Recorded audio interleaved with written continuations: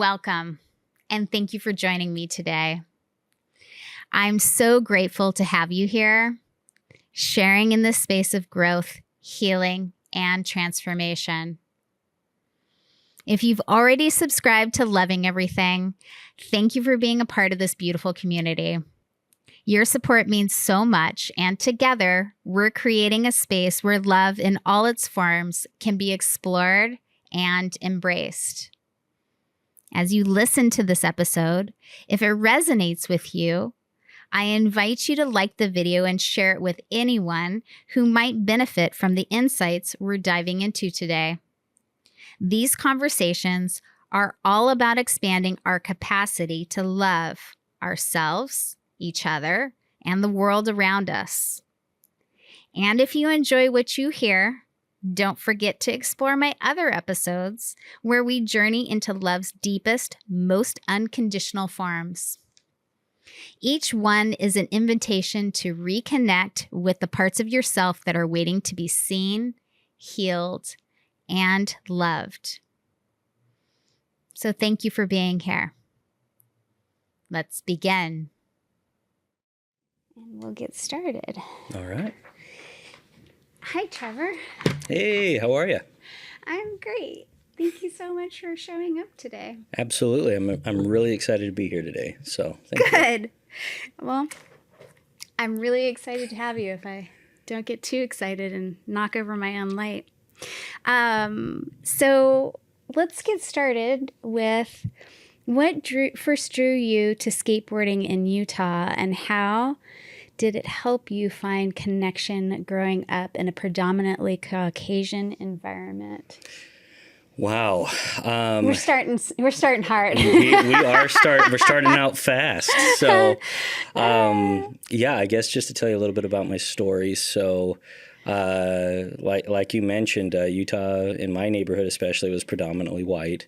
And being a kid from Brazil, I definitely stood out. And Yes. on top of that, I come from a mixed-race family, so I got all different races in my family.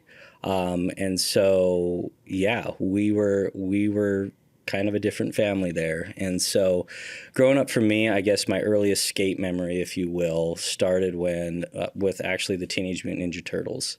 That's where I kind of started practicing, just English and practicing, I guess just being me, and I definitely credit that cartoon series in the 80s, just as part of the reason why I keep having dude rad in my vocabulary as an adult.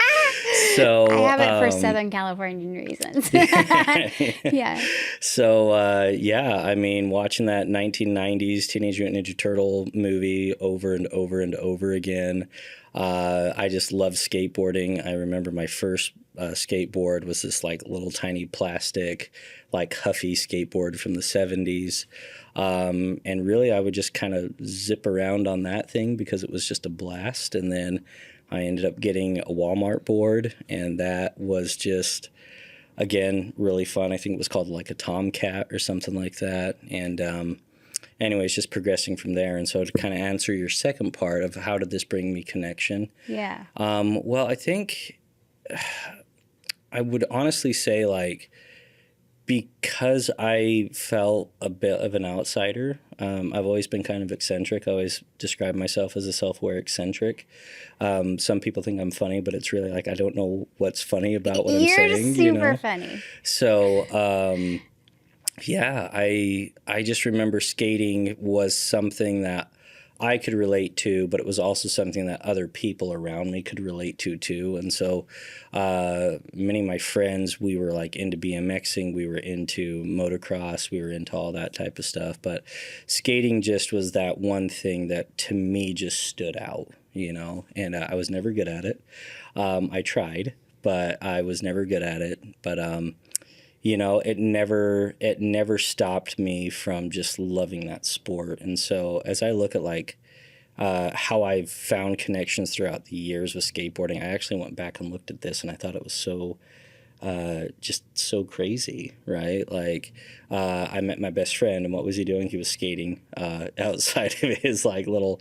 You did a timeline, and all the people that were important to you were skating. That's so awesome. It's so weird to think about that, you know. Like my best friend in high school, we were skating, and we were terrible at skating, but we loved it, right? And that's just kind of the philosophy: just do it because you love it, right? And then, I met Jill. You know, my other half, and I met her on a skateboard. I was going through a park and I saw her and I thought, wow, that girl's cute. And I rolled up to her and had no idea what to say and made an idiot out of myself. And then just kind of what served as the inspiration and that's how I connected with everybody in my college years, is we would always go out and go skating. And then how Skating as Connection started really just started with me wanting to find a way to connect with my daughter, who at the time was, oh man, she was like 7 or 8. Yeah, you're jumping ahead. We're going to get to all of that. Sorry. It's okay. No. To connect with your daughter for sure. Yeah. But yeah, there's just a spirit about skating throughout my life that has just brought kind of that layback feel, just be at peace with everybody, just enjoy it because it's fun. And I think that's really like how I got connected. So did you feel like there were so many ways I could have taken that? I was just listening to you. So many segues. But did you find that it provided some sort of comfort because you grew up different than maybe most of the people around you, and so it was a way to have something to connect with? I would say yes and no. So yes, it was something that I was just jazzed about. It was something that was cool. When I looked at all the skate videos and stuff, you know, like Tony Hawk Pro Skater came out at that time too. It was just cool, right? Like that was, I think, how I got into it. And I always hate to say it was a cool factor, but I would say it was like the style, it was the rhythm, it was just that flow. I think that's what really attracted me to it. And then it was, kind of like what you're saying. I mean, I think it was something that I could use to equalize the situation, right? Where I wasn't Trevor the kid with brown skin, or, hey, you don't talk black, you know, or you don't act black. Right. Or, you know, the kid with the crazy hair, which honestly, I don't know many people who have the same haircut as they are when they're 10. Hair, I need to let go of it. But so I would definitely say yes and no. It really, I guess, just that it deepened my philosophy of life to be like, whenever you hit, you know, when you're going down a hill, when you're bombing a hill and you hit a curve, you got to lean into it, right? You got to trust yourself. You got to trust other people. You got to look to see the best in people. You got to build people up. It's okay to take a hurt. You know, it's okay to get hurt as long as you get back up. It's about progress, right? Taught you some really good lessons. There's just a lot of, I know, it's kind of, I sound kind of hokey when I say it. No, but, you don't. It taught you some really valuable lessons as a kid. I missed out on a lot of that shit. Okay. I wasn't allowed to ride a skateboard. My sister fell over and knocked both of her teeth out, and we weren't allowed to ride skateboards anymore after that. They're just like, no, none for you. Your teeth are too valuable for us. I didn't take spills until I was older, right? And so that's where like I separated my shoulder, tore both my hip flexors. Wow. You had some serious injuries. I was dumb. I still have pains and nerve pains from it all, but would I trade it? No, not in a heartbeat. And sometimes I think it's like when I go to the doctor, they're like, oh, are you getting old? And I said, well, I'm getting old, but I think these injuries are more because I'm almost 40 and I'm still skating. Yeah. And skating poorly, I'll add. Yeah. Can you share what it's been like to move to Portland and driving into its unique skate culture? I don't think I'm going to be able to read this. I just realized. Sorry, let me repeat that. Can you share what it's been like moving to Portland and diving into its unique skate culture? Yeah. So that will have to be like two different time periods in my life. So moving to Portland, I guess just for me, I had lost a job in Utah, and I was living out in the sticks. It felt like a Lifetime movie where, or like Footloose, like with Kevin Bacon. Like literally, the town I was living in was just like that, and I just No felt like way. the outsider. Oh yeah, it was terrible. And like I thank the powers that be that I left that job because it was the worst job. So in my decision to come to Portland, Yeah. I had no idea about anything about Portland, like nothing at all. I knew it was below Washington and above California, Yeah. and something about the ducks. I Yeah. had no idea. Yeah. So yeah, when I came here, it was different. I wasn't expecting. I think there were certain things I was expecting, but some things I wasn't. So I was always expecting that the weather was going to be rainy, so I wasn't like shocked or worried about that. I think what I wasn't expecting was just how kind everybody was in Portland. I agree. Just like welcoming people were. I don't know, just everybody kind of matched that same kind of chill vibe that I have. There was always something unique to do in Portland. I was a little confused about the makeup, the demographic makeup here, because I didn't know if this was like. How? How confused? I was expecting more people of color. Okay, so you expected it to be more diverse. Yes, more diverse. Thank Okay. you. Yeah, I should be using those words. But yeah. It's very Caucasian. Yeah, so Yeah. that was one thing I wasn't expecting because I was expecting more like L.A. or No. I don't know what else. Yeah, Some other San big Francisco. type. Yeah, No, San Francisco, it's something. a stark contrast. I mean, you can just fly from PDX to SFO, Yeah. and you're like, oh yeah. I mean, I am, very privileged to be white, but also like I am almost. I wouldn't say I'm a minority in San Francisco, but I'm almost a minority in San Francisco Okay. in comparison. Yeah. Yeah.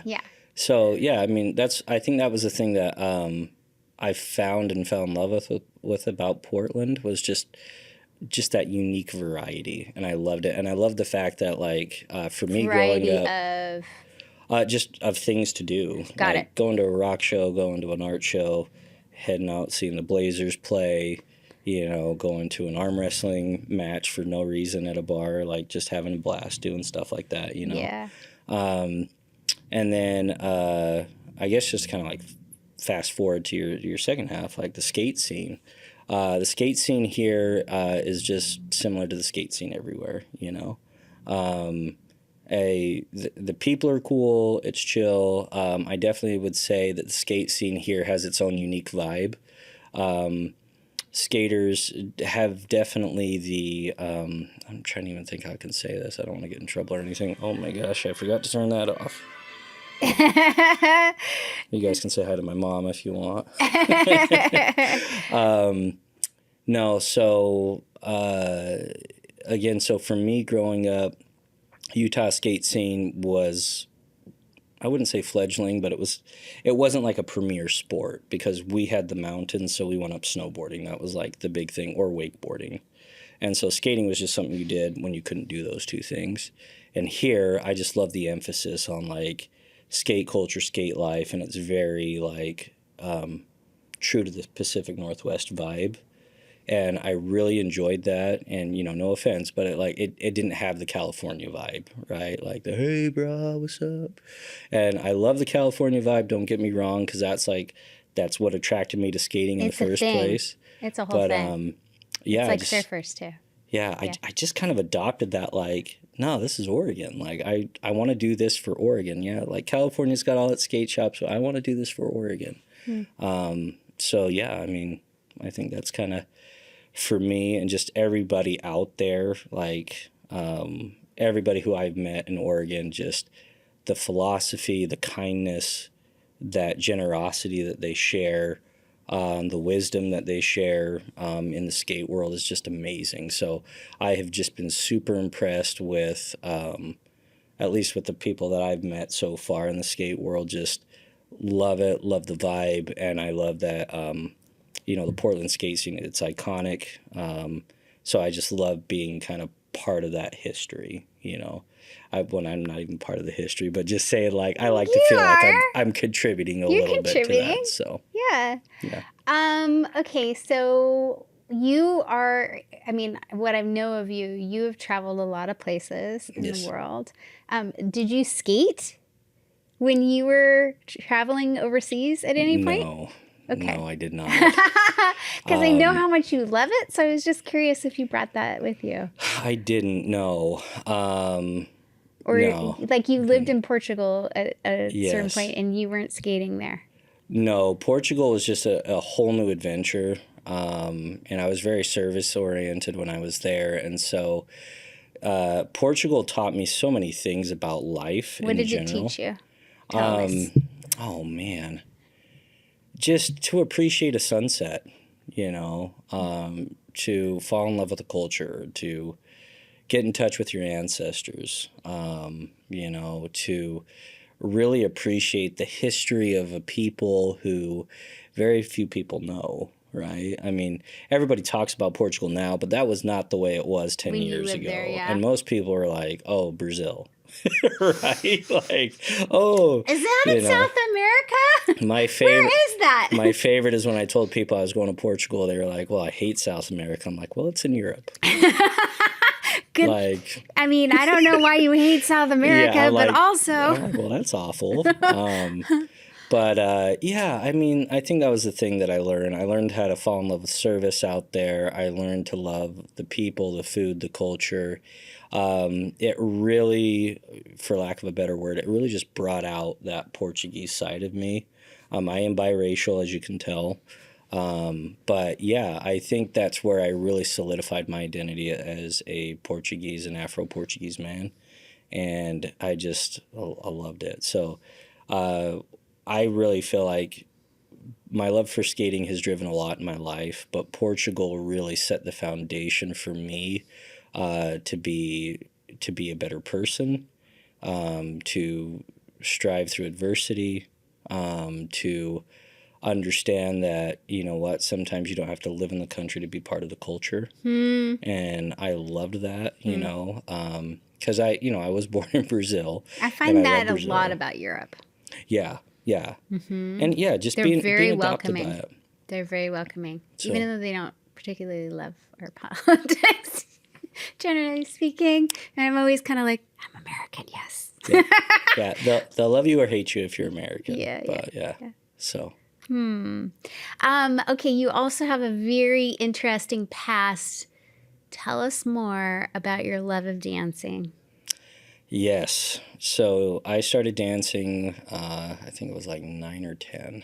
I can't recall, but I started dancing at 9 or 10, and that was because my mom, I love my mom, but I love that she called. No, isn't that ironic? She's always been my hero. But I think for me, dance, I did not want to play the piano. She always tried to get me to play the piano, and I remember my 2 piano teachers. One was just like really cold, and I didn't really like her. And then the other one, it was like in a house, and she had like tons of cats and like gerbils or something. So I just remember that house. Gerbils? Oh, it stunk. It was bad. Yeah. It smelled awful. Uh-huh. And I was just like, I don't know, maybe it was just that little kid in me who was just like, I don't want to be here. Yeah. It's like, is something going to jump out and get me? Yeah. And, I just didn't have, I love music. I love piano. But I just didn't have the patience to do it. So I think. Do you still play it? I'm the master of 2 fingers on the piano. Chopsticks. Okay. Thank you. Yes, and a few other additions, but yeah. Okay. But yeah, I think my mom wanted me to be, and I've never asked her this, but I think she just wanted me to be in something musical. So she took me to this little performance group called On Stage, and There, it was very This was awkward. in Utah. This was in Utah. Okay. And we were out of a dance studio in Murray, Utah, in this really kind of shady ghetto place right next to the train tracks. It was a pretty Almost as good as the cats and the gerbils, huh? yeah. But it was just fun. I mean, I started off with performance, then I moved into hip hop, and kind of excelled at hip hop and dance and a couple of other things. And I've never seen you dance. most people won't. But yeah. But you got really good. In my own mind, I did get very good. No, I think other people could probably confirm that too. But I said, like, I think the only reason why I was good is because I had a good smile. I love to perform. And it was just a blast, I didn't take, there's this, it's kind of an old school dance mentality. It's getting better, a lot better, but like, we'd have dance instructors that they expected or demanded perfection with things, and that can get very intense for some people. Yeah. And for me, it was always a joke. Yeah. Like, I could always make, they'd be yelling at me, "Oh, Trevor, why are you talking? Do push-ups." They could always be yelling at me, but I'd always just kind of laugh at them because I was like, okay, like, are you really that mad at me? But yeah, I mean, that really taught me a lot about just again, another huge influence in my life. It really taught me that things may not go right, but you can always keep dancing, right? I think Sia had a song, I don't want to maybe quote those things, get people in trouble, but yeah, I don't need money as long as I can keep dancing, you know, and dance just let me unleash that side of myself. That's just the showman, just having fun. So dance in front of large crowds. Two of my partners went on to do great things. One of them ended up in New York dancing with a couple of companies and did really well there. My other partner, Joy, she's amazing, but she ended up becoming like a 2-time international champion, and her stories are just insane. What kind of dance? She was into ballroom. I did ballroom. You did ballroom. Well, I did performance, which is kind of a mix of ballroom and a bunch of other things. Yeah. So hip hop, jazz. I did take ballet. Me too. I'm trying to think what else. I took hip hop and jazz. Yeah. Break, did a little bit of break dancing. Good for you. But yeah, just I loved every minute of it. And it got to a point in my life where it was either make the sacrifice and go do your thing or be a kid. Yeah. And I thought... chose to be a kid. I think, I love doing this. Been doing it for like 12 years. And I was just like, I think I'm going to enjoy being a kid. And I went back to skating, and kind of hung out with my friends. And, I don't ever regret leaving dance, but I think dance has cursed me with the ability to see mistakes in dance. Oh, yeah. And so that's a problem for me. Yeah. So Dancing with the Stars, I love it to death. But you're like the worst critic. Oh, it's bad. It is bad. Half of the people aren't even dancers. So, yeah. Yeah. Well, and not even Dancing with the Stars is too bad, but sometimes if I go to a performance... What about So You Think You Can Dance? Do they even have that anymore? I don't know. They used to. Yeah. I think so. That one was good. Many years. Yeah. That one was good. I love it. Michael Jackson was like a huge influence, and I just loved watching him dance. Usher was another huge person I loved. Janet Jackson. All the old school players out there. It's nasty if you... I don't remember. I just loved her. I think I had every tape of hers. She was amazing. So yeah. And then you listen to the lyrics and you're just like, because as a kid we're just like dancing, having fun, and then we listen to the lyrics. I knew the lyrics. I knew what was going on. I was in junior high. I knew what was up. I love it, man. Yeah. I was like, whoa, did she really? Okay. She did. She did. She went there. She went there all the time. Mm-hmm. She sure did. All right. Let's see. Okay. You covered that already. Let's see. Okay, your community project, Skating is Connection, is so meaningful. Can you tell us what motivated you to turn a personal project with your daughter into a community initiative? Yeah. Yeah, so as I was kind of saying a little bit earlier, so about 7 years ago, I was just, I don't know, you kind of have that father moment, right? Where you're just like, I don't want my kid to hate me when I'm older. Like, like I don't have a lot in common with this tiny little girl. Oh, because she's female? She's a female, yeah. Well, I know, but like that's what you were worried about because she was female? Oh, no, Would it have been no. different if she had been male? No, Okay. no. More so the fact that, like, I just didn't know how to relate to her. That's what I mean. Yeah. Like, because you're the opposite sex is what I'm getting at. I would say so, kind of, yeah. Yeah. Because, like... It's intimidating as they get older. Intimidating. I didn't really have a father who was, like, loving and, like, hey, let's go out and do things together, So I was a little bit disjointed that way. I had a great relationship with my mom, but I think it just, like, having to translate and to be that person in my daughter's life, it was just something that was confusing, and something that... even to this day, I'm like, oh God, did I say the wrong thing? Like, is she not going to talk to me? But Is she going to be telling her therapist about this? I know, seriously. That was always my concern. Like, is she going to come home for Thanksgiving one day or Christmas? So yeah, so is she ever going to stop telling me she hates me while she's a teenager? Mm-hmm. So I just wanted to have something that kind of piqued her interest because she's really into art. She loves to draw. How old is she now? She is 14. Okay. So you're in the thicket. You're in it. That's a whole other podcast. Yes, it is. But yeah, so it was just something that I just felt inclined to do, and I was trying to figure out something to do. And she was 7 at the time. She was, yeah. Okay. So thank you. Yeah, that's my math. That's how great I am at math. No, this is my job. I'm supposed to be paying attention. Okay, perfect.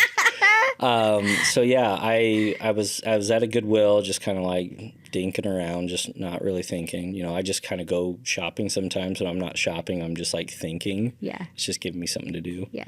And I came across this old kind of skate deck. It was like a painted skate deck. It had this polar bear on it, and it was awful looking. And it was undrilled. Like they didn't have any like places for the trucks to go. And it just kind of dawned on me. I'm like, maybe she wants to do this. I'm like, oh, I could build her a skate deck. And I put it in the trunk of my car, and I forgot about it, truth be told. And like a few weeks passed, and ended up in Arizona visiting family, and I even tried to offer it to to a family member, and they're like, nah, I don't need it. So I was like, all right. And then finally it hit me again, and I usually don't share this with most people, but it hit me again, like maybe I need to like do this with my daughter, And so I decided to do it. So I brought her along, and I said, hey, we're going to build you a skateboard.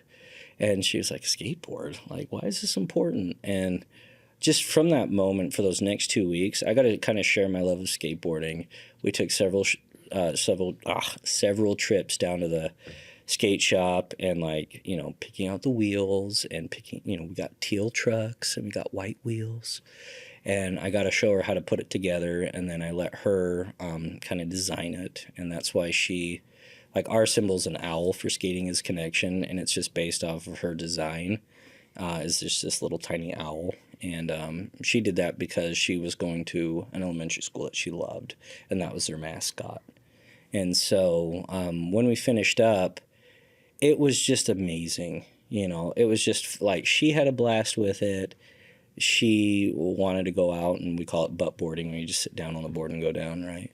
And she just loved it. She just loved that board. And I think more importantly, we just loved the time together. And so that kind of inspired me that, the next year to kind of just start doing a board at the end of the year, giving it away to a neighbor kid. And then as it grew,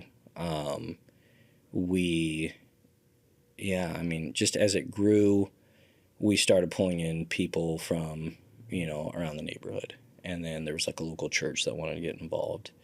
And then we became friends with people in that church. And then it got bigger, you know, and then through that church we started growing it, and they started telling everybody else, and then it just started getting bigger, and that's really kind of how we evolved. And then by random chance, I was asked by my employer to put together a little skate package for the Oregon Food Bank auction. So I went and asked a 17-year-old volunteer to like paint up a deck, and we had to like reshape it because we take old decks and then refurbish them. Yeah.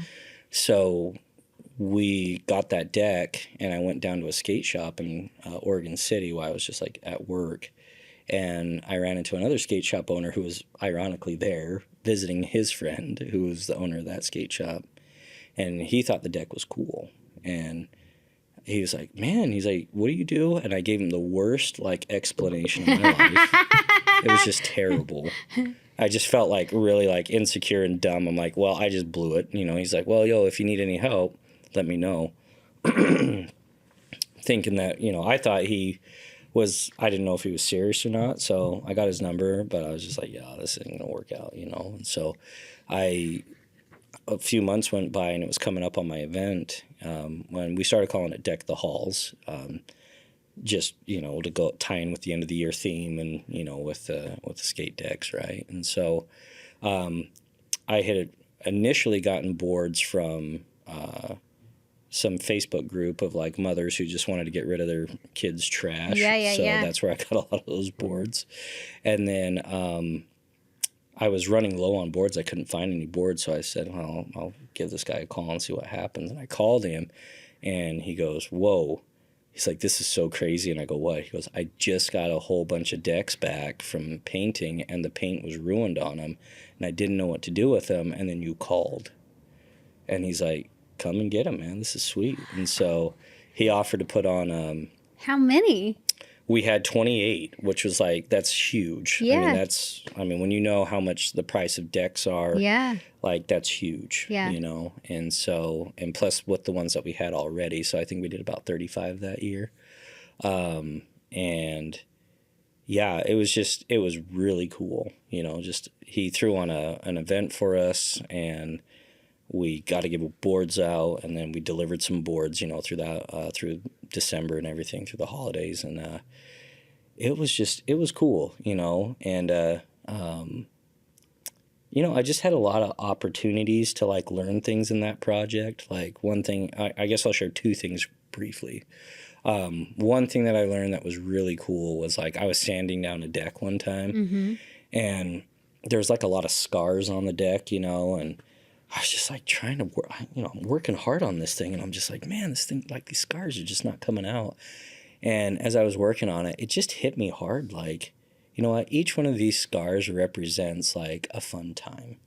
This was like a kid's escape, right? Because some skaters, not all, but there's some kids who just don't have, you know, the greatest home life. And so skating is that way out of that. You know, they go and they ride hard at the park all the way until the lights close. And I just sat there thinking like, you know what? Like sometimes we are scarred. Sometimes, you know, we can feel discarded. Sometimes people can think that we don't have enough life in it, but like, no, like it's okay. Like this board still has a lot of life. Sure, it's got a little bit of scarring on it, but hey, we can do what we can to make it better. And the next kid who gets that board is going to have the same excitement about it, you know? And so, I don't know, that like really hit me strong about it. And then I remember... Well, it's kind of like wabi sabi. Is it... Maybe that's not the... Well, either way, it's the... Using the gold leaf to attach in the pottery to attach a crack. Oh, okay. Yeah. Yeah, it's Japanese in origin, and it's probably not that, whatever I was just calling it. But the point is there's a technique that's actually revered because it symbolizes, like, you know, things falling apart and coming back together, but your scars are what makes you beautiful. Yeah. I mean, there's like a... It's like who it makes the personality of that board, besides the way you paint it or design it, right? Yeah. Well, and that's the thing that's cool about it. It's the history or the memory in that board, right? Yeah. It's all of that. And, you know, I think just that experience, and then one wintry night I was delivering some boards, and I was just stressed because I was just trying to get all these decks done. And it's just Christmas time. I was just so mad. I was so mad. because I was just I was just kind of done. I was just ready just to kind of relax and just let it go. And I delivered that board, and I just felt like a surge of just peace and just like tranquility that it's indescribable. And I was like, yeah, this is why I do it, And since that time, we've grown a lot. We did 78 boards last year, That's plus incredible. a bunch of other stuff. And one part of the aspect that we wanted to capture is that with all the art, like I kept on having people share with me why they did their work and why they had their inspirations. People come up and, oh my gosh, like we did this. This reminded me of me and my family. And so I was like, you know what? Why don't we just capture that? Let's just have you write that down, and let's put that board online so people can read the inspiration. And so that's kind of what we've been doing since that time, is I want to make sure that whoever receives the board gets a personalized letter from that family or that person, and then sharing that inspiration for the board. Because even the boards that, like, let's say you have, not everybody, like, I'm not an artist. I won't lie. Like, I'm terrible at art. But I won't say that about the people who do it, because they are amazing at art. But, some people may say, like, well, I don't know, like, what do I think about this board? But then when you read that story, like, it's amazing, Like, I have a volunteer who is dealing with a pretty severe ailment, and his wife stopped me as I was picking up the board and said, "Thank you for doing this." And I said, "Why?" And she's like, "Oh, he's been dealing with this ailment. I won't say what it is, but he's like, it causes him a lot of pain. And this is what's helping him kind of cope with that." And like, that's just hard to, like, to kind of be like, oh, wow, like that's making the difference, right? So everybody can find a little bit of what they want. So that was a way long answer. It's okay. Yeah. You get on a roll. It's fine. Let's see. What impact has skateboarding had on your relationship with your daughter, especially through collaborating on skateboards together? I would hope to say enough. I mean, she's kind of getting into other things right now, but I think just overall the impact of it is that time together, to kind of know that we did something together, and it's something that we just enjoy, and I think one day she'll kind of have more appreciation of it, right? Because right now she's like into phones and the right clothing and the right things. Yeah. I think I can't speak for her, but I can say for me, it was that one time where I could prove to myself that, like, being a dad sometimes doesn't have to be rules, or like, here's the plan in life. Sometimes being a dad can just be as simple as just sharing something that you love with them. Do you feel like that's the dad's role? Is the rules? Well, that was my dad's role. Okay. No. No, I think for me, it's just... You are the disciplinarian. I wouldn't even say that. I would say I'm the dad who, like, because I got no advice or no guidance growing up, so I don't want to be that dad who was I can't say that my dad didn't give me guidance. He gave me a few guidance, but he wasn't really, like, there. So I would say, like, for me, being a father is just doing a little bit better than that, right? Like, making sure that she does understand that, like, I love her and that her feelings matter, and that when she's sharing with me about things that are important to her, that I'm there listening, And I feel like that's a dad's role. But, there's always that masculinity piece that you always are bombarded with as a man. Like, well, this is how you're supposed to be a dad. And I don't subscribe to that at all. But yeah, I don't know. I don't know. That's kind of where I'm at. Still figuring it out. I feel like the dad's role, at least from my perspective or my experience, is that especially when you're a teenager, you're learning how to relate to the opposite sex, and assuming that like your gender is female and you stay gendered as such, but it's your relationship to the opposite sex. So it's setting the framework for long-term relationships and partners in your life. And it's also teaching you relationship between somebody that loves and cares for you. It's also demonstrating all of the selves for a female.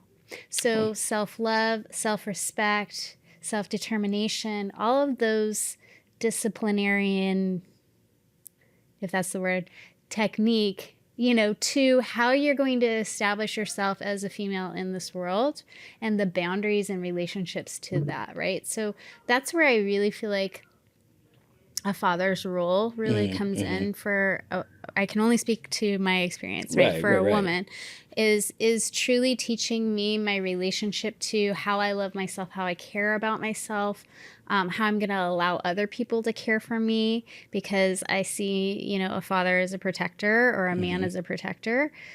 He is the great protector and should be. And so he's teaching me how to care and allow other people to care for me or not care for me, and teaching me good boundaries, what is healthy boundaries around that.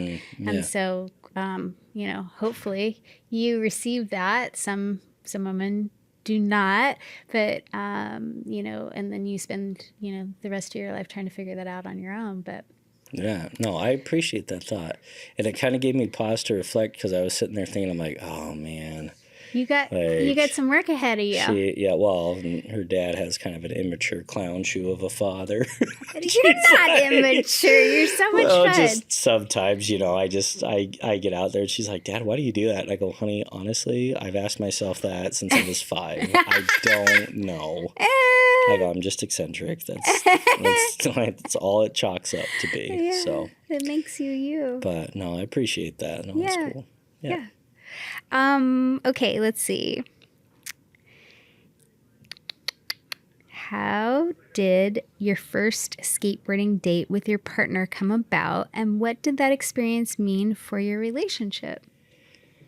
Let's see. How did that work out?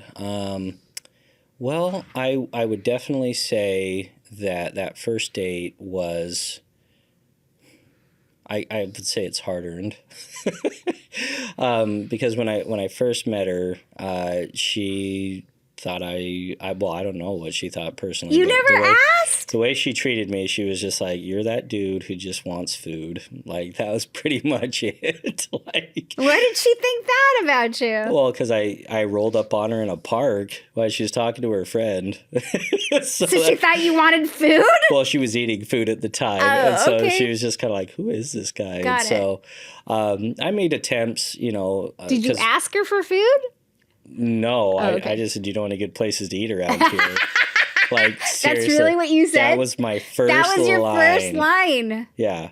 Oh, that's cute. That's called acting on impulse. You were really nervous. I was. Yeah. Well, because I saw her, I was like, man, she's cute. And I just kept on feeling that, like, because, with my ADHD, I just have poor impulse control. And I just kept on thinking, like, I'm going to go over and talk to this. I'm going to go over and talk to this girl. Yeah, I'm going to do it.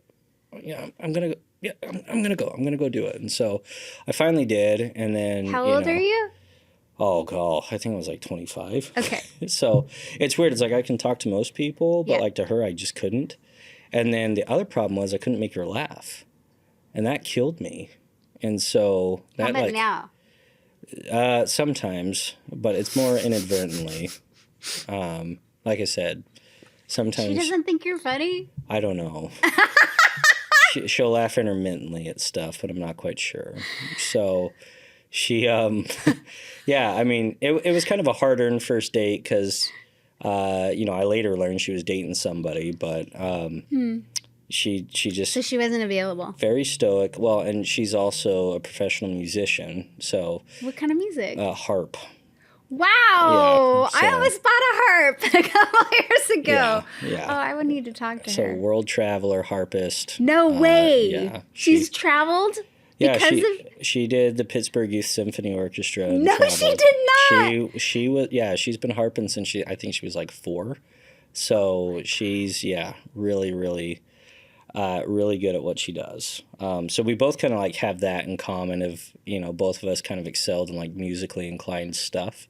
So we know for us that it's like, there's expectation, but like sink or swim, don't take critiques, personally. It's just something to make you better. So our first real kind of like date, I guess, if you will, I just like went over to her house and I had 2 longboards in my hand and I knocked on the door. And again, it was one of those moments like I didn't know what to say. So I said, "Hey, you want to go get some olives and apple juice?" And she was like, "What?" I go, "Don't worry about it. Just like hop on the board. Let's just go." That's what we did. We rode down to the local grocery store. And got olives and apple juice? Got olives and apple juice and curbed it. And that was our first like time. She goes, "This is like the weirdest thing I've ever done." You're like, welcome to being my friend. Just do it. Welcome to the Emporium. I go, "This is the ride." So yeah, I mean like, it was weird. I mean, we didn't really, I don't know how to describe it. It's like, we didn't really date. Like we hung out quite a bit. I wouldn't call it dating. And we did that for a long, long, long, long, long, long time.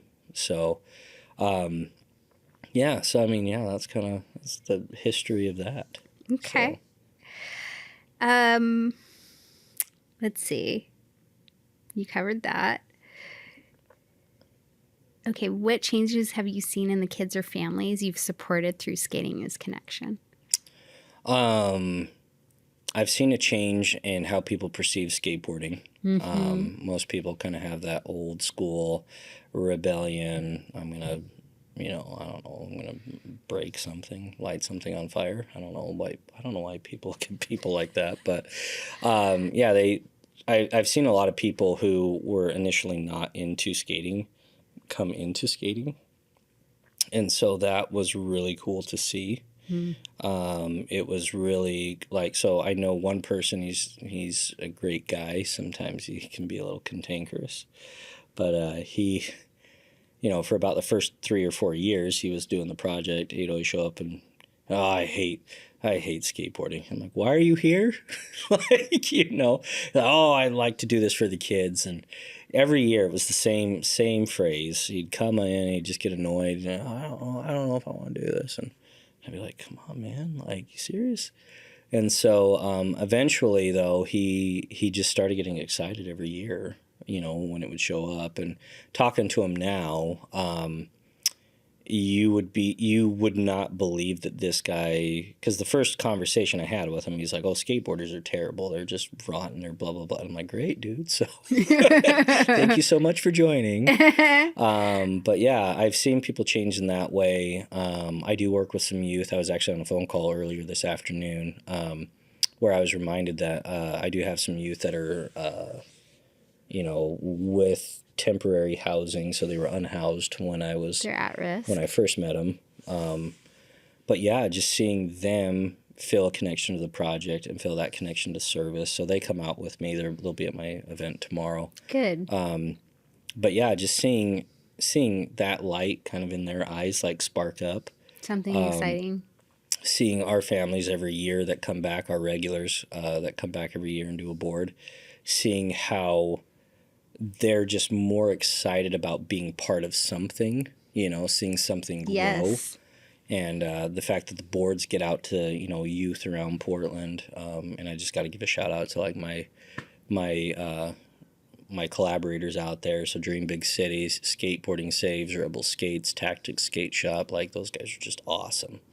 I have nothing but great things to say about them. Skaters for Portland Skate Parks. Those guys are awesome. So yeah, just a lot of those guys are just great. But I'm sorry, I just had to throw that out there. That's okay. But yeah. How would you say receiving a custom skateboard changes a child's life? Have you seen examples of how it impacts their confidence, friendships, or family life?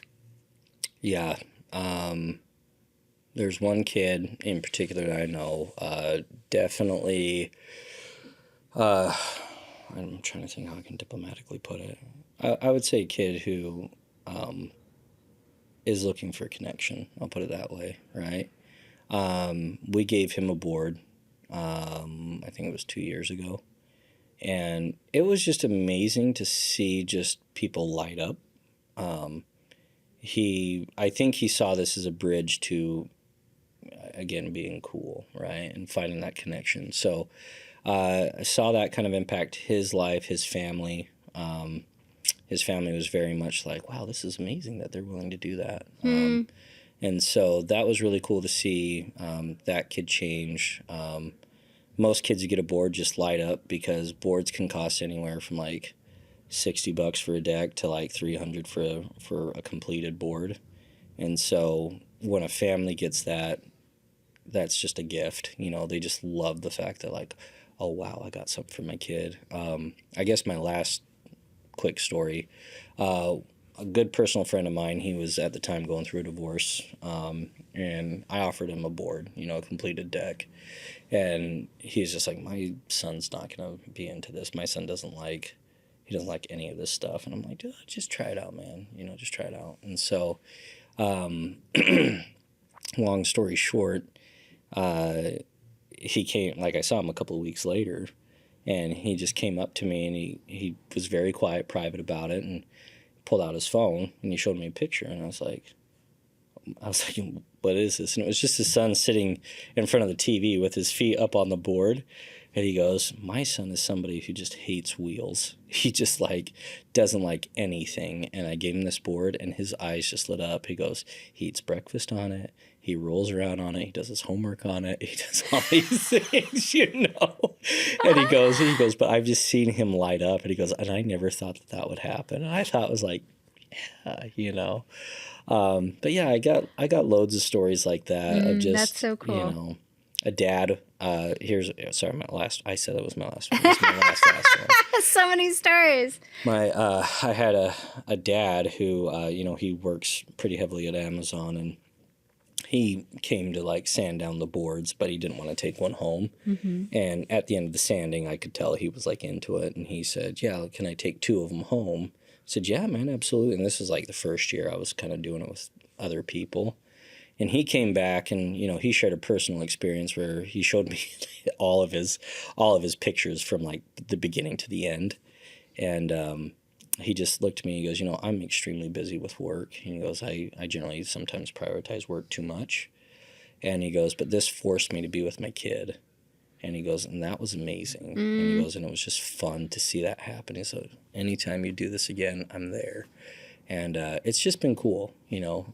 So I think in the impacts, what I'm mostly seeing is it's kind of that impact of a parent who is kind of discovering what I discovered, which is like that intentional time is huge for kids. It sure is. So it's invaluable. Yes. Yeah. And that's all I want to do is, you know, I always say skating's the inspiration, but connection's our product. And that's really what we want to do is we want to have the kids who, they may not remember all the times dad wasn't there, mom wasn't there, grandma or grandpa or whoever, right? Guardian wasn't there. But they will remember that time that they spent together. And that's what I want to create, you know, so. Does your daughter still have her board? Oh, yeah. Okay. And can I touch it? No. Really? You can't even touch it? I do, and I try to, like, because every time I think she doesn't use it, I'll pick it up, and I'm like, I'll just, you know, farm parts off of this thing. No. Put it back. Yeah, you can't be taking apart the original, the OG. I know. That's my own problem with it. You got to make a new one, and then it can be your skateboard. Okay, how does your cultural background, having been born in Rio de Janeiro, I will not say it the way that you do, influence your perspective on skateboarding and community connection? How does Portuguese? Well, honestly, like skating in Portugal and Brazil is huge. And it's just one more link that I have to culture and community. Is like, I don't want to like generalize or anything like that, but like skateboarding is huge for Brazilians. We are fun-loving people. I'm not going to speak for everybody, but like from my perspective, that's how we are. And the more Portuguese people I'm around, the more I realize that. But yeah, I think it's just how it's influenced me is it's just, again, one more of those ties. Like growing up in America, sometimes it's hard to like stay with the culture of the, of the country and stuff like that. But like, I remember when I was a kid and I discovered that. I discovered like, oh yeah, skateboarding's huge in Brazil. And I'm like, well, that's just one more link I have. It's one more thing to tie me back to the culture. So I think that's how I've always honored it. What's a childhood memory related to love or connection that you hold dear? Well, it doesn't have to do with skateboarding, but No, apricot that's nectar. Okay.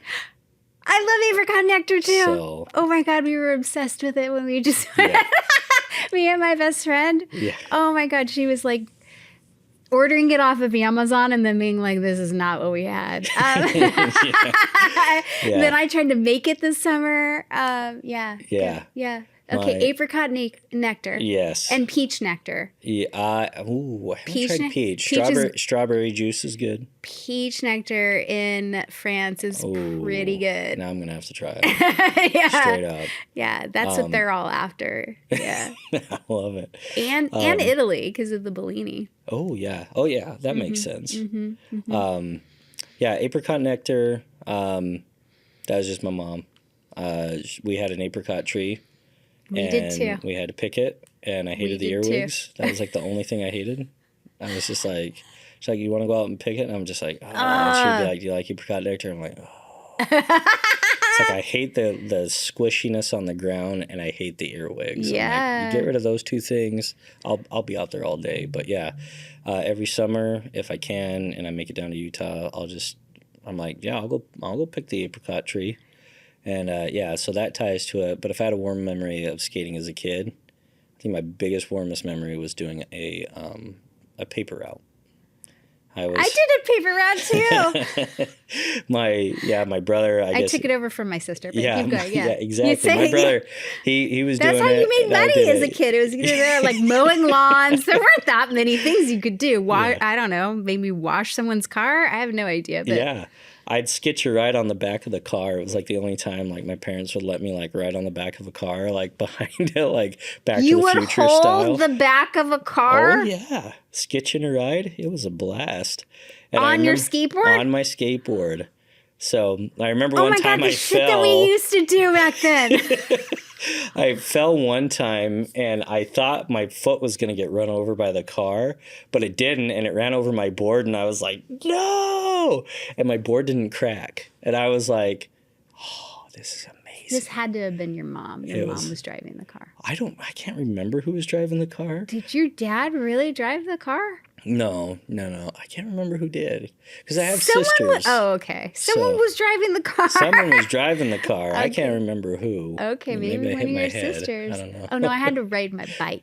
You were that person. Yes. Straight up, like, boy throwing it out. Yes. Yeah, okay. Learning how to frisbee toss it onto people's front. I'm sure I should have done that, but I was just like, I'm going to sketch a ride. So that was fun. Okay, yeah. Okay. What would you say has been your biggest lesson in love, both in family and community contexts? Sorry, could you repeat the question one more time? Yes. What would you say has been your biggest lesson in love, both in family and community contexts? I think my biggest lesson is forgiveness, truth be told.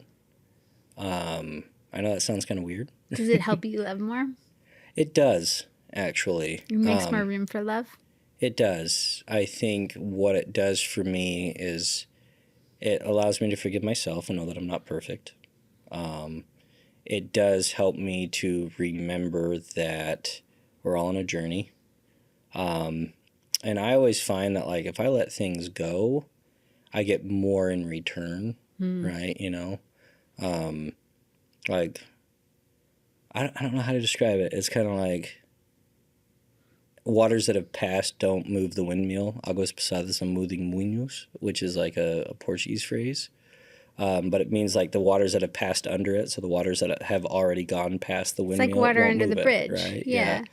And so that's kind of what it reminds me of, is it's just like sometimes you just got to drop that weight. And if you're willing to let go, you're going to get so much more in return. And I feel that for family, that's a big thing that I got to do, is just every day, just remember, like, forgive myself, forgive others, move on. And then in the community context, as you're building projects, as you're doing things, you are going to get a lot of criticism. You are going to get a lot of people with different ideas. You're going to get people who are, they're going to laugh at your quirks, and you have a choice to either take offense to that or just let it go, and forgive. And I find that when I can drop that and I can let that out of my life, I have a greater capacity for good.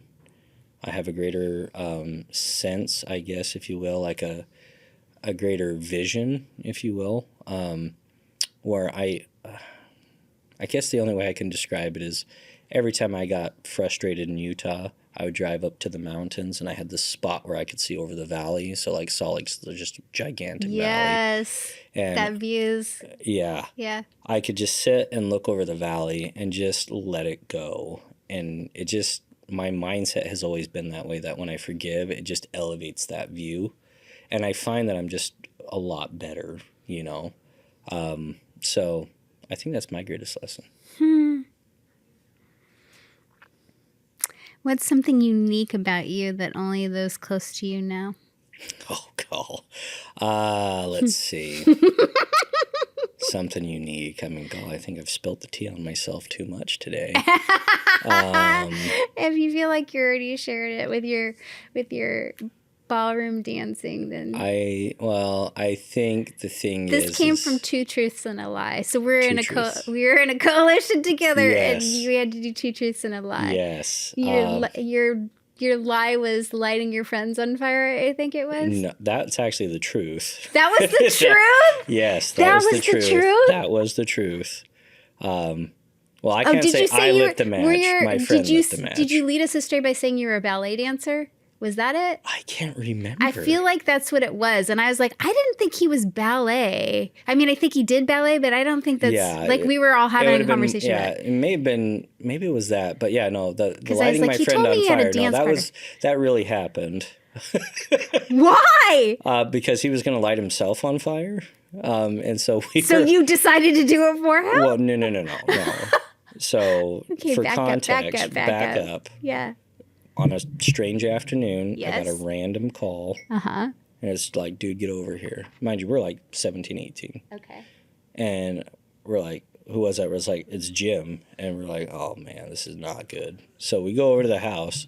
And his house, like, I don't know where his parents are, but it just smells like paint thinner. We go in there, and there's a tarp in his front room, in his front living room. And there's piles of clothes everywhere. And they're doused in some sort of chemical, some sort of like accelerant, right? And he's in his kitchen, and he's in his underwear and with goggles on. And we're like, Jim, what are you doing? And he's like, oh man, he's like, I'm gonna light myself on fire today. And we're like, no, like you will burn. Like, what is your plan? Like, you will burn to death. He goes, stop, drop, and roll, man. And we're like, no, that's not going to happen here. And he goes, look, I got a secret ingredient. And he goes into his kitchen, and he has his island here, and he leans under and he pulls out a bottle of aloe vera. And I'm like, Jim, what are you doing? He's like, it prevents burns, man. And we're like, you idiot. And he's just like, putting it on his face.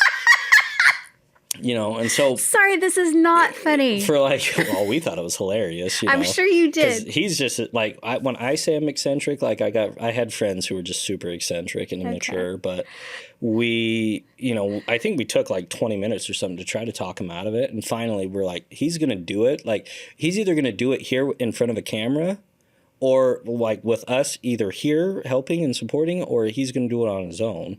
So I just said, okay, let's be smart. Let's at least go down to the creek, Like, that's totally kid logic right there. Let's at least go down to the creek, so if anything happens, you can jump in and douse yourself. I was, oh, okay, we can do that, you know. It's just freaking idiot. So, yeah, we ended up doing it and lit him on fire. He wanted to be lit at his ankles so the flame would travel up, but they lit him at his back, and he ended up burning his eyebrow because he looked into the flame. We have it on video, which I probably shouldn't admit, but yeah, we have that on video. Go Team Falcon. Yeah, he he did it. So that was I think I'll do you know what, that's what I'll share. I'll say the one thing that most people don't know about me is, like, as a kid, we used to do really stupid and insane stunts and things. Like, it was like the Jackass era. We did a lot of stupid, random things like that. And I don't know how we didn't walk away with broken limbs. You know, I still have a crack in my foot from some of the stupid things that we did back then. But yeah, I think that would be the thing I would say that people don't know about me. Wow. I don't share too many of those stories because most people are like, you did what? Yes. And we're like, well, perfectly logical explanation. It was pretty funny at the time. So, yeah. Okay. What do you feel is your natural talent, and how does that show up in your work? I think my natural talent is just being able to lean into my eccentricities without having it kind of be a hindrance. I tend to think outside of the box. I tend to be able to, like, relate to people.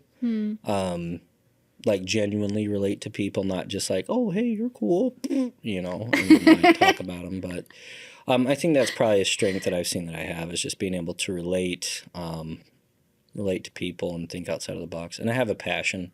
I have too much passion. So as you can tell, I've talked way too much in this interview. You haven't at all. Yeah. you're actually, yeah, we've only talked an hour. You're good. Okay. Yeah. You're good. Let's see. What was I going to say? When you're expressing love, whether for family, community, or your passions, what's your favorite way to do that? I think privately. I think just naturally I like to recognize good work, and I like to let people know that they do good work. That stems from a lot of my own history of not getting compliments and feeling like the enemy, you know. So I think that's like how I like to express love, is just in private, in those small moments, giving a genuine compliment to people. I don't like being fake with people. Like, for me, it's like, if I say, hey, I think that was awesome or something like that, like, that's legitimate for me. I don't do it to make people feel good. Mm-hmm. I guess that sounds bad. But, yeah, so just being genuine. Mm-hmm. In your view, what qualities do you most admire in a person, and why?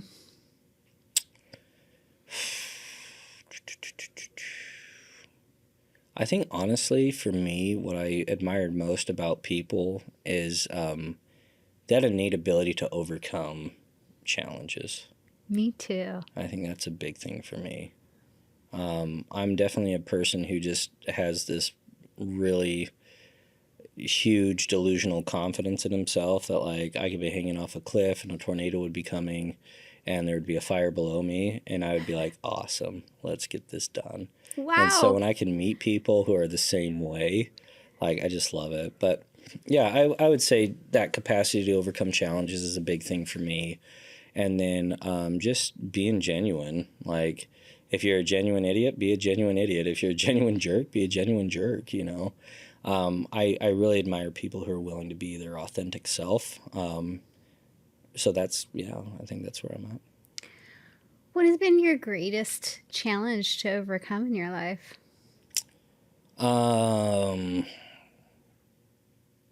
think the hardest challenge was kind of the trauma I suffered when I came over to Portland. So when I lost my job, mm-hmm. It wasn't just like I lost my job. Like, I lost my income, I lost housing, I was living from place to place I remember sitting in a car with my daughter and like having her on my lap, and I just had it was a can of chili.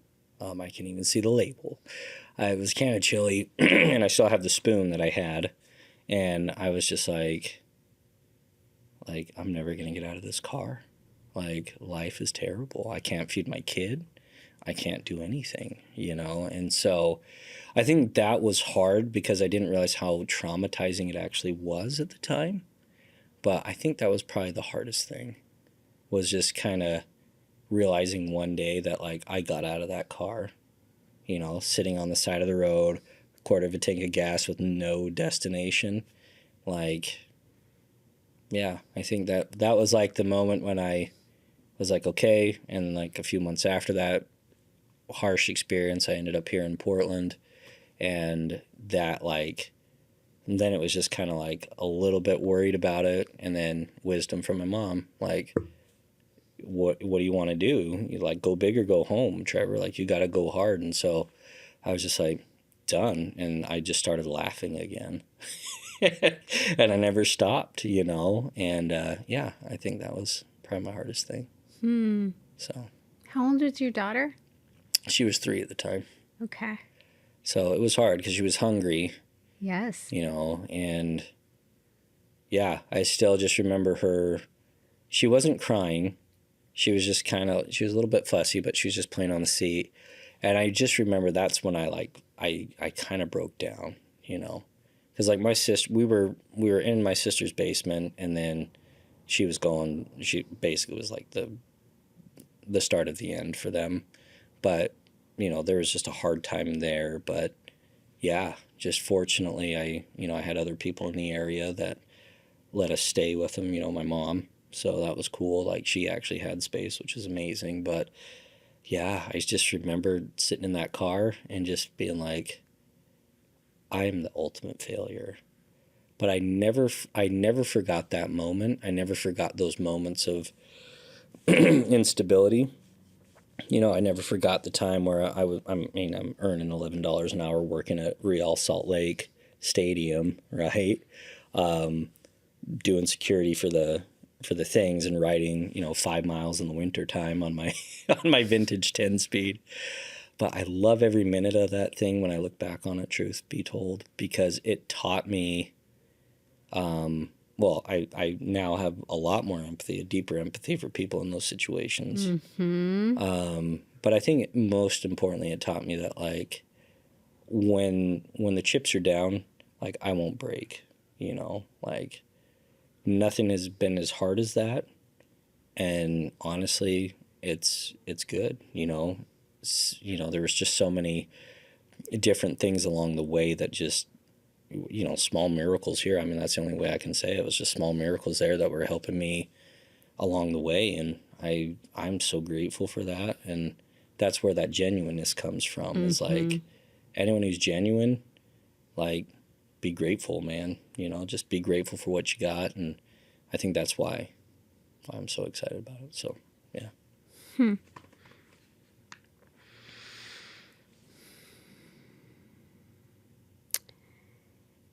Looking back, is there a piece of advice you'd want to give yourself before you made the trip to Portland?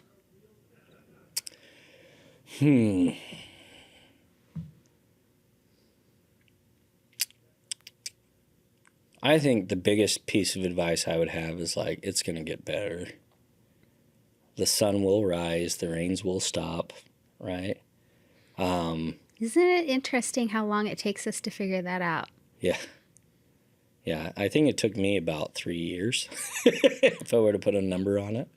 But yeah. Of consistent effort at that time in your life, you mean? Yeah. Yeah. Yep. But I mean, it also takes wisdom and a little bit of experience and age on you to realize that things are going to work out, right? Yeah. Yeah, that you always generally figure things out. And yes, some people definitely can circumvent lessons, but for the most part, you do tend to figure things out in front of you. Yeah. And I think for me, again, all those previous questions you answered, like forgiveness, Like that was a big one. Mm-hmm. 'Cause I realized for me, like, especially after going through that traumatic experience, like the one thing that really got me over it was forgiving like all those people. It was like genuinely looking at myself as a person and saying, this isn't getting me anywhere. Like, you know, like these revenge fantasies aren't getting me anywhere. And they weren't violent or anything. It was just Yeah, like, but you were that oh, pained. I Yeah. hope that person loses their job. Oh, okay. You know, but Yeah. Would you say that forgiveness also gives you more compassion for yourself as well as other people? oh yeah. Mm-hmm. Yep. I think that forgiveness, one, it let me let go of everything that was hard. And then two, it just felt like, I don't know, like a greater sense of like, Peace. yeah, Mm-hmm. but just like a greater depth of peace. Yes. You know what I'm saying? Mm-hmm. Like, just it felt like there was a oneness to it. And I look back, like I actually ran into a lady who was one of the antagonists a few years ago. And she kind of led the charge that ultimately led me to being dismissed from work. And it was weird. Like I saw her, and initially, you know, you fear that day. You fear the day, like, what would you say to the person if you ever had the chance to see him again? And I saw her, and it was nothing but like peace and laughter. I was like, man, I am not there anymore. Like, you know what I'm saying? It's like, I have stepped up 3 times. I've helped so many people, Yeah. you know? And I'm not looking for your approval. Yeah, exactly. And so that was, I think that was I can the just test. allow you to be. Yeah, that was the litmus test for me to see if I actually got over it, and it was. It was just like, it was cool. And I think she felt more awkward about our exchange than I did. Yeah. She's like, so you're in Portland now? And I said, yeah. Yeah, and I'm here at this conference sharing on an activity that we just developed over there. She's like, oh, well, that's good for you. And it was just kind of like, you know, I wouldn't say that we were friends or anything like that, or I was going to run up and give her an embrace, but it just felt nice to not feel that fear or anger or any other residual thing. So yeah, that greater compassion has helped me out. And I think really that's what drives me to want to be genuine with people and to try to show people you're doing great work, you know. So I think, yeah. Mm-hmm. What's the hardest thing about working with the unhoused or the community that you serve? That I wish I could do more. I mean, sorry, that sounds really like cliched. No, it doesn't. Very rarely nowadays are people walking around going, I wish I could do more for other people. No, that takes a special, unique person. It's I think what's because of of my position in working with youth that are unhoused, you know, or newly housed. I think there's just you know, I just wish there was more that I could do. I wish there was more policies that could change, or that these youth because you can I hate see to say it, like, to get prioritized more. Yes. You know. But it's not like you can predict with 100% certainty, but you can see the trajectory. Yeah. Yeah. And I think that's where, for me, prevention is so key. Big time. Yes. Well, that, and just, I think a lot of where, at least from the youth that I've interacted with, I think a lot of it's just, again, being there at those right moments for them. Like you were saying earlier, right? Like establishing those healthy boundaries, those healthy, you know, even just patterns of like non-sexual touching that are just like appropriate, you know, like you're doing it for your daughter and you're doing it for the community. Mm-hmm. So that's just kind of what I wish I could do. You're being the father. A little bit, you know. But yeah, I think that would be it. It's just if there was more I could do. Let's see. We've pretty much answered everything. Cool. What do you hope to see, or where do you hope to see Skating as Connection in the future, and how can the community help make that vision come to life? I would love to continue to build out the project. I'd love to start working with, I guess, if I had the community's help, I would love to start working with more culturally specific groups and getting their stories through skater art on a board and getting those out to the community. What about graffiti artists? Yes. I've been trying to hunt them, so if you know anybody. Well, there's a whole book of them. Anyways, we'll talk after. Well, yeah. I have some connections So, I've thought of recently that would be helpful. Yeah, I would love to host bigger events. I'd love to bring back some of those 90s kind of like skate ramps, like the snake ramps. I'd love to see that. I'd love to see a slappy grind competition happen. But I think ultimately I would just love to get more groups to come out and participate, with their families, right? I mean, there's a bunch of skaters they're getting older. They have their kids. They have, our grandkids in some cases. Yeah. But yeah, I would just love to have more opportunities to create events that are like, they share the love and the passion and the philosophy of skating with those kids, so that those kids have those passions growing up too. Mm-hmm. And knowing that, for me, like I said, I never had the talent, but I always wanted to be part of skating. Always wanted to be part of it, and I never figured out how to do it until, again, it was a labor of love that inspired me to do this thing, and it's connected me back to that passion. So yeah, I think that's 5 years. I've definitely loved to see us ramp up and get more opportunities to share things. I'd love to have the skate, because we only do decks right now. But I'd love to see those decks become completes. And I would love to have more opportunities for amateurs to get out and showcase their talent, because sometimes it's hard. It's hard to find the right venue with the right people, with the right sponsors, getting those eyes on you, So I'd love to do that, but just, share the word that, come out, connect. It's more about the connection than anything. Skating isn't about individuality. It is about individuality, but it's not about doing it on your own. It's about a community. Mm-hmm. And hopefully I said that right, but you did. It is about a community, and I think that's what I want to share with people. So yeah. Well, if anyone listening or watching wants to know more about Skating as Connection, we will definitely have it in the show notes of how we can reach you. And if you want to know any more about me or what I do, you can go to andrea.love, and that will take you to more information about me. Thank you so much, Trevor, for spending time with us. Yeah. And sharing all of this. Yeah. And making me laugh as usual. I definitely appreciated the opportunity. This is fun. Good. And it's, I don't think I've shared this much about myself with most people. Well, good. I have that effect on people. Thank you. Well, thank you. Yeah.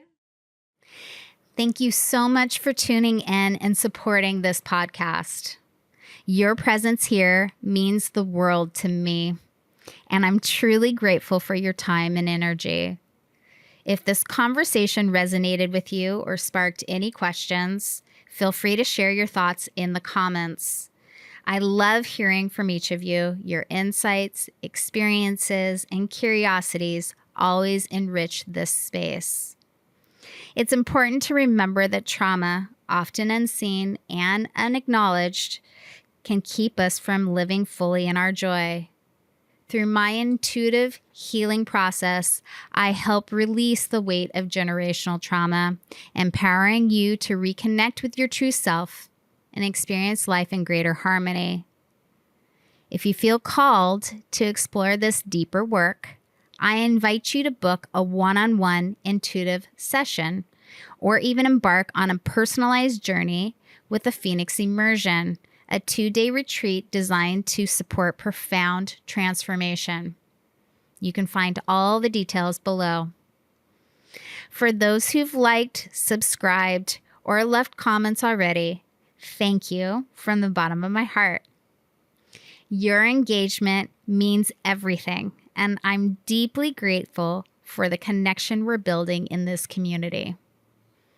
If you haven't subscribed yet, please consider doing so. I'm excited for all the healing and transformation we'll continue to explore together.